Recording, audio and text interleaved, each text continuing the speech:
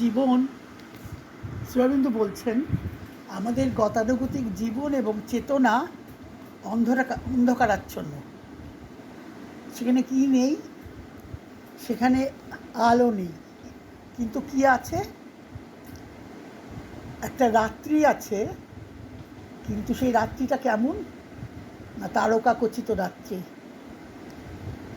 উন্নততর সেই রাত্রিটা কিসের রাত্রি, রাত্রির পরে কি আসছে সেটা আমরা বেদের যে রহস্যার্থ শ্রীঅরবিন্দ আবিষ্কার করেছেন, প্রতিভাত হয়েছে তার কাছে, আবিষ্কার বলবো না, তার কাছে প্রতিভাত হয়েছেন এবং তিনি সেই রহস্যার্থের সঙ্গে একীভূত হয়েছিলেন, একাত্ম হয়েছিলেন, তবেই সেটি তিনি জানতে পেরেছেন।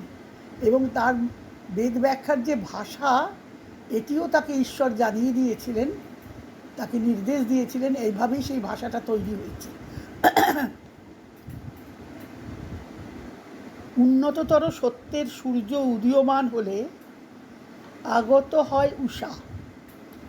বেদের যে দিন এবং রাত্রি এবং উষার যে সূর্যোদয়ের আগের যে সময়টা, যখন আকাশটা শুধু লাল হয়েছে, সূর্য ওঠেনি, এগুলো হচ্ছে বাইরের জগতের, এটা হচ্ছে বহির্জগতের, প্রাকৃত জগতের। কিন্তু সেই অবস্থাটা আমাদের আন্তর্জগতেও হয়। সেইটা বোঝাতে গিয়েই বলছেন উন্নততর সত্যের সূর্য উদীয়মান হলে আগত হয় উষা, আর উষার সঙ্গে আসে ফলপ্রসূ যজ্ঞ। যজ্ঞের দ্বারাই রাত্রির পুনরাবর্তনের মধ্যে অবিরতভাবে স্বয়ং উষা এবং অপহৃত সূর্যকে বারংবার জয় করতে হয় পশুপালকে, এবং উদ্ধার করতে হয় পণীদের।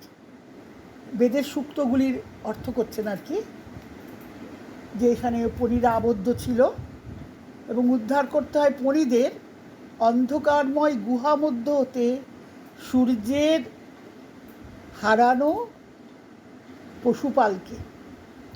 পশুপাল অর্থে এখানে সূর্যের রশ্মি, অর্থাৎ আমাদের মধ্যে যেটা হারিয়ে গেছে, যে জ্ঞানের সূর্য, সত্যের সূর্যের যে রশ্মিগুলি অপহৃত হয়ে গেছে, তাদেরকে ফিরিয়ে আনতে হবে। ফিরিয়ে আনতে গেলে সেটা কীভাবে আসবে না, এখানে যজ্ঞের কথা বলছেন। বেদে তো যজ্ঞেই প্রধান, কিন্তু যজ্ঞ মানে সেটা কিন্তু প্রাকৃত যজ্ঞ না। শুধুমাত্র যে প্রাকৃত যজ্ঞও তারা করেছেন, অগ্নিতে আহুতি দিয়েছেন, সূক্তগুলি আছে, কিন্তু তার অর্থ আমাদের আন্তর্যজ্ঞের কথা, অন্তর্যাগ। সেই যজ্ঞে আমাকে আহুতি দিতে হবে আমার যা কিছু অন্ধকার, যা কিছু মালিন্য, যা কিছু অবরুদ্ধ হয়ে আছে, জ্ঞানকে বাধা দিয়ে যে সত্যের বিকাশকে যা বাধা দিচ্ছে, তাদের আমাকে আহুতি দিতে হবে অন্তর্যাগে। এটাই যজ্ঞের প্রকৃত অর্থ। শ্রীঅরবিন্দ বলছেন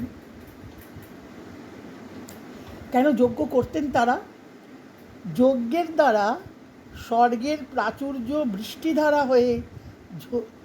বৃষ্টিধারা হয়ে ঝরে আমাদের মধ্যে, এবং উন্নততর অস্তিত্বে সপ্ত নদী প্রচণ্ড বেগে আমাদের পৃথিবীর উপর নেমে আসে।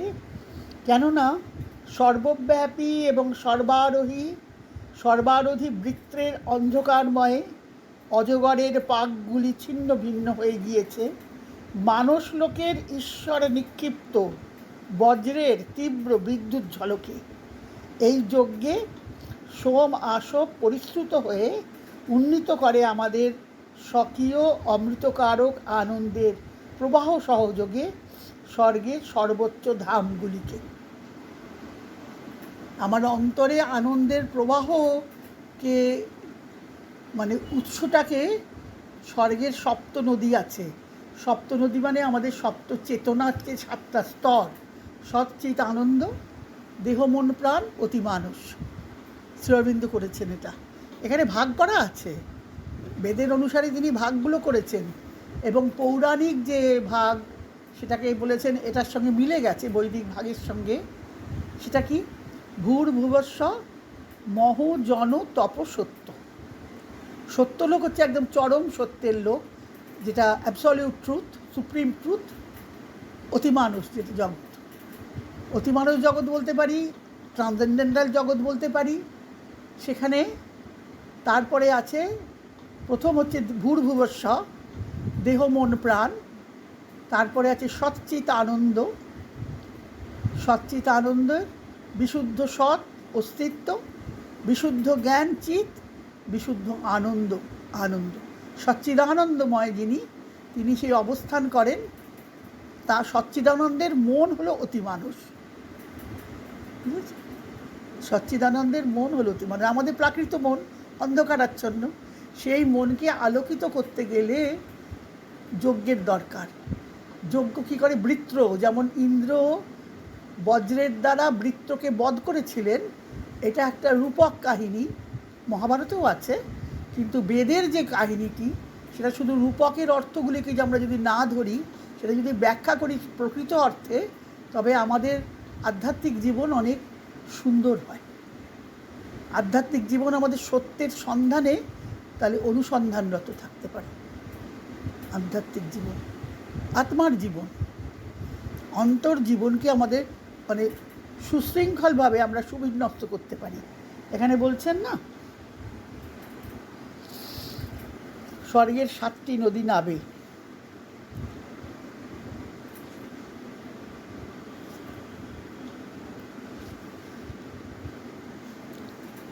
যে বেদটাকে বলছেন সিক্রেট অফ দ্য বেদ, বেদ একটা রহস্যের মধ্যে ডুবে আছে, মানে সেই রহস্যটাকেও আবিষ্কার করতে পারেনি। যে কালে বেদের রচনা হয়েছিল, যে ঋষিরা তারা যে মন্ত্রকে দর্শন করেছিলেন, তারা কী অর্থে তাদের উপলব্ধিকে ভাষায় প্রকাশ করেছিলেন, সেটা তো আর জানার উপায় নেই। তাই সেটা রহস্যাবৃত রয়ে গেছে। শ্রী অরবিন্দ সেই রহস্যের উন্মোচন করেছেন ঈশ্বরের নির্দেশে। তিনি বলছেন শ্রীকৃষ্ণেরই নির্দেশে। একবার আমরা যদি রহস্যের চাবিকাঠিটি পেয়ে যাই, তাহলে এইসব বৈদিক রূপকগুলি বোঝা যায় অতি সহজেই। কিন্তু এগুলিকে শুধুমাত্র রূপক হিসেবে গ্রহণ করার মতো ভুল করা উচিত নয়। দেবতারা কতকগুলি বিমূর্ত ভাবের বা প্রকৃতির মনস্তাত্ত্বিক এবং জড়ীয় সক্রিয়তার কোনো সরল কবিকৃত রূপকল্প নয়। অর্থাৎ দেবতা, বেদে যে দেবতা আছেন, তারা কোনো প্রকৃতির জড়ীয় শক্তির একটা রূপ বলে নয়, সেটা তারা নয়। তারা কি তাহলে? বৈদিক ঋষিগণের কাছে তারা প্রাণবন্তভাবে অস্তিত্ববান। প্রধান দেবতা অগ্নি, সূর্য, উষা, অর্যমন, মিত্র, বরুণ, ভর্গ। এই দেবতারা বলছেন বৈদিক ঋষিগণের কাছে তারা প্রাণবন্তভাবে অস্তিত্ববান। মানবীয় অন্তরাত্মার উত্থান পতন প্রতিনিধিত্ব করে এক বিশ্ব সংঘর্ষের, যা শুধুমাত্র তত্ত্বের এবং প্রবণতার নয়, বরং তা হলো বিশ্বশক্তিদের সহায়তার এবং আত্মপ্রতিষ্ঠার এবং দেব ও দানব বিশ্ব রঙ্গমঞ্চে এবং ব্যষ্টিগত অন্তরাত্মায় সেই একই নাট্যলীলা একই ব্যক্তিরূপের মধ্য দিয়ে অভিনীত হচ্ছে। যেমন দেবতা দানবের সংঘর্ষ হয়েছে, সেরকম আমাদেরও ভেতরে একই নাট্যলীলা অভিনীত হচ্ছে। অর্থাৎ আমাদের মধ্যেও সেই জ্ঞান প্রকাশিত হতে চাইছে, দেবতারা চাইছেন সেই জ্ঞানকে প্রকাশ করতে, দানবরা সেটাকে এসে অধিকার করতে চাইছে, তাই সংঘর্ষ হচ্ছে। বুঝেছো তো? তাহলে আমাদের মধ্যে সত্যের আবির্ভাব তখনই হবে যখন এই সংঘর্ষে দেবতারা জয়ী হবে।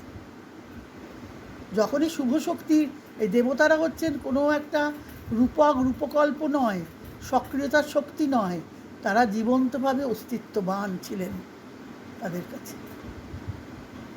ঋষিদের কাছে। শ্রী অরবিন্দ বলছে 5টা বাজে।